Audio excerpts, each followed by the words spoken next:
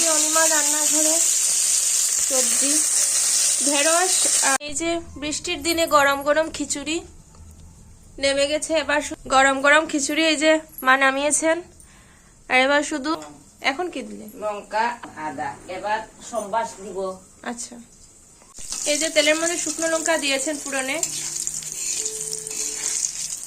আরেকদিকে চলছে ভাজা, কাঁকরুন ভাজা, লাউ ভাজা। আর এদিকে সম্বার দেওয়া হবে, তেলে শুকনো লঙ্কা দেওয়া হয়েছে। এবার কি দেবে? পাঁচফোড়ন।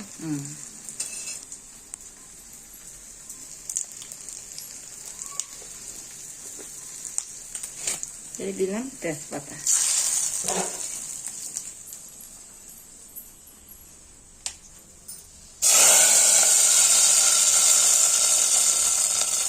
এই যে হয়ে গেল খিচুড়ি। আদা এবার দিয়ে দেওয়া হলো আদা। আমাদের বাড়িতে কিন্তু সম্বাস এভাবেই দেওয়া হয়, আদাটা কিন্তু একসাথে দেওয়া হয় না, পরে আদাগুলো ভেজে দেওয়া হয়। আর শুধু শুকনো লঙ্কা, গোটা জিরে, পাঁচফোড়ন এসব দিয়ে সম্বার দেওয়া হয়।